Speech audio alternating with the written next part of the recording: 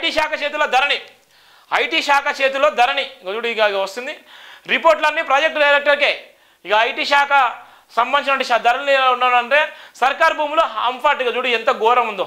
ఈ మొత్తం భూములన్నీ ఎవరి చేతిలో పోయినాయి, ఎవరి చేతిలో పోయినంటే ఐటీ శాఖలో ఉన్నటువంటి భూములను ఇవి కొన్ని వేల కోట్లు అంటే వేల కోట్ల విలువైనటువంటి భూములు మొత్తం టోటల్గా కేటీఆర్ కబందస్తాల్లో కేటీఆర్ చేతిలో ఉన్నటువంటి ఈ భూములన్నీ కేటీఆర్ కబందస్తాల్లో ఉన్నటువంటి వ్యక్తులకు మాత్రమే పట్టాలని, వాళ్ళకు మాత్రమే పాస్బుక్లు వచ్చినాయి, వాళ్ళకు మాత్రమే ధరణిలో పేర్లు ఎక్కినాయి, వాళ్ళకు మాత్రమే ధరణితో పాటు వాళ్ళకు అనేకమైనటువంటి విల్లాలు విలాసవంతమైనటువంటి ఫామ్ హౌస్లు కూడా ఓన్లీ కేటీఆర్ హయాంలోనే జరిగినాయి. కేటీఆర్ గారు మంత్రిగా ఉన్నటువంటి నేపథ్యంలోనే రాష్ట్రాన్ని శాసించేటువంటి మంత్రిగా ఉండి ఇవాళ ఉన్నటువంటి భూములకు ఎవరైతే మంత్రులు ఉన్నారో బీఆర్ఎస్లో ఉన్నటువంటి మంత్రులకు ఒక్కొక్కరికి 400 నుంచి 500 ఎకరాల భూములు కబ్జాలు వేసుకున్నారు. అంటే ప్రజల సొమ్మును ఏ విధంగా వాడుకున్నారు. ఇలా ధరణి పేరుతోనే భూములన్నీ కుళ్ళగొట్టిల్లు. బయటకు వస్తున్న గత బీఆర్ఎస్ ప్రభుత్వ పెద్దల లీలలు, బయటకు వస్తున్న గత ప్రభుత్వ పెద్దల లీలలు, రెవెన్యూ డిపార్ట్మెంట్ చూడాల్సిన పనులన్నీ ఇంకా చూడు ఎవరు టీఎస్కే అప్పగింత, టీఎస్టీఎస్ స్పెషల్ కమిషనర్కే ధరణి పోర్టల్ బాధ్యతలు, పోర్టల్లో ఏ భూమిని మార్చాలన్న ఐటీ శాఖలోనే కీ. ఇదే అదనుగా 1000 ఎకరాలు ప్రభుత్వ వివాదాస్పద ల్యాండ్స్ కబ్జా, పోర్టల్లో జరిపిన తతంగం అంతా సీక్రెట్, రంగారెడ్డి మేడ్చల్ సంగారెడ్డి వికారాబాద్లో భారీగా అక్రమాలు, గుర్తించిన కొత్త ప్రభుత్వం. ఎంత గోల్మాల్ జరిగిందో. సామాన్యులు చెప్పులు అరిగిపోయేలాగా సీసీఎల్ దాకా వచ్చిన నేపథ్యం ఉంది.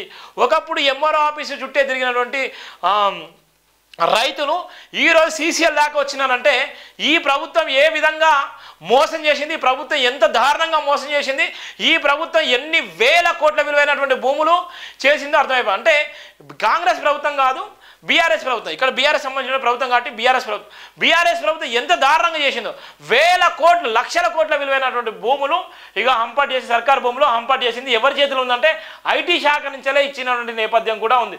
రంగారెడ్డి మేడ్చల్ సంగారెడ్డి వికారాబాద్లో భారీగా అక్రమాలు. ఇలా చాలామంది ఐఏఎస్ ఐపీఎస్లు ఇదే ఏరియాలో రంగారెడ్డిలో మేడ్చల్ సంగారెడ్డి వికారాబాద్లో చాలామంది ఐఏఎస్ ఐపీఎస్ అధికారులు వేలాది కోట్ల విలువైనటువంటి భూములు వాళ్ళ పేరు మీద ఫామ్ హౌస్లు కట్టుకున్నారు.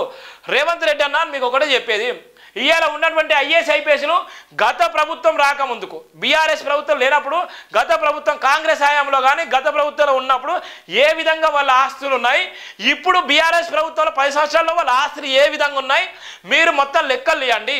లెక్కలు తీసి ఆ ప్రభుత్వ సొమ్మును ఏ విధంగా అయితే కబ్జా గురి చేసిలో, ప్రభుత్వ సొమ్మును ఏ విధంగా అయితే విచ్చలవిడిగా వాడుకున్నారో, ప్రభుత్వ డబ్బులను ఏ విధంగా అయితే వాడుకున్నారో ప్రతి ఒక్క ఐఏఎస్ ఐపీఎస్ అధికారులను జైలుకు పంపించాల్సిన బాధ్యత కాంగ్రెస్ ప్రభుత్వం మీద ఉంది. ఇవాళ ఇలాంటి ఎన్నో ఉన్నాయి, ఇలాంటి రాని ఇంకెన్నో ఉన్నాయి. ఇలా వాక్స్బర్డ్ భూములు కానీ ఎస్సీ సంబంధించిన భూములు కానీ ఇవాళ 1956లో ఏ అయితే దళితులకు ఇచ్చినటువంటి భూములు ఆ భూములు కూడా కబ్జా గురి చేసిళ్ళు. ఇవాళ ఇష్టానుసారంగా జీవోలు తీసుకొచ్చి ఇష్టానుసారంగా భయభ్రాంతులు గురి చేసి ఇష్టానుసారంగా పోలీసులు అండదండలతోని భూములు కబ్జాలు చేసుకున్న నేపథ్యం కూడా ఉంది. ఈ భూములకు పెట్టిందే పేరుగా ఇవాళ కేసీఆర్ సర్కార్ చేసింది ధరణి అనే పేరు. కేసీఆర్ సర్కార్ ఏదైతే చేసిందో ధరణి అనే పేరును ఇవాళ మీరు రద్దు చేసి భూమత్ అనే పేరును ఏ విధంగా అయితే తీసుకొస్తారో ఆ భూములు కూడా వెనక్కి ఇవ్వాలి. ఆ భూములను కూడా వెనక్కి ఇచ్చి మీరు ప్రతి ఒక్కరి గుండె చప్పుడుగా మీరు మిగలాలని ఇక్కడ స్పష్టంగా చెప్పిన నేపథ్యం ఉంది. మీరే చెప్తున్నారు ఇక్కడ ఉన్న నేపథ్యంలో.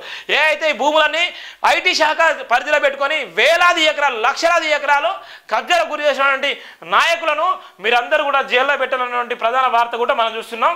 ఇక్కడ రెవెన్యూ డిపార్ట్మెంట్ పరిధిలో ఉండాల్సిన ధరణి పోర్టల్ను గత బీఆర్ఎస్ సర్కారు 3 ఏళ్లకు పైగా ఐటీ డిపార్ట్మెంటు కనసాలను కొనసాగించింది.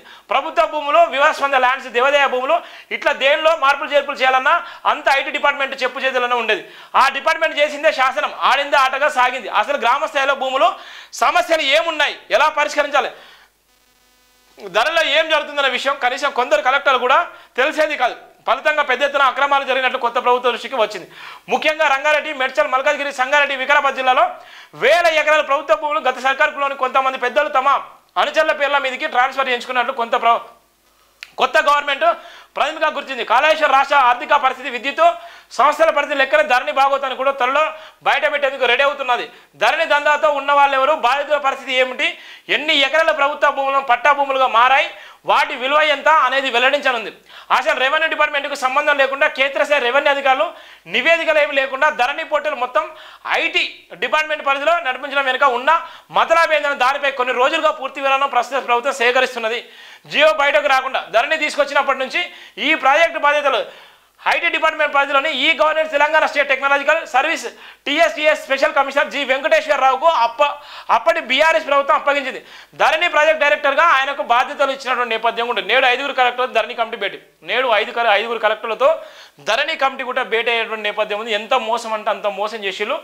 ధరణిపై ఎంత యుద్ధం అంటే అంత యుద్ధం చేస్తున్నారు. ఇలా ధరణి సమస్యలు పరిష్కరించినట్టయితే ఇలా రాష్ట్రంలో అనేక సమస్యలు పరిష్కరించబడితే వేల కోట్ల రూపాయల విలువైన భూములు ధరణి పేరుతోని బీఆర్ఎస్ ఆడుకున్నటువంటి ఆటలు మామూలు కాదు.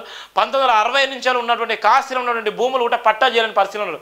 1960 నుంచి 2024 దాకా పట్టాలో ఉన్నటువంటి భూములను కూడా ఇవాళ కాస్తిలో ఉన్న భూములు కూడా పట్టా చేయలేనటువంటి వైనం ఉందంటే ఇది బీఆర్ఎస్ ప్రభుత్వానికి చెందినటువంటి ఒక క్రెడిట్ అని చెప్పుకోవచ్చు. ఇలా ఎవరైతే డబ్బులు బీఆర్ఎస్ ప్రభుత్వానికి అమ్ముడు పోయి బీఆర్ఎస్ ప్రభుత్వాన్ని కండువ కప్పుకొని బీఆర్ఎస్ ప్రభుత్వంలో ఉన్నటువంటి గులాంగిరి చేసిన వాళ్ళకి మాత్రమే ఏ భూములైన పట్టాలైనటువంటి సందర్భాన్ని కూడా ఉన్నటువంటి వార్తలు కూడా మనం చూస్తున్నాం.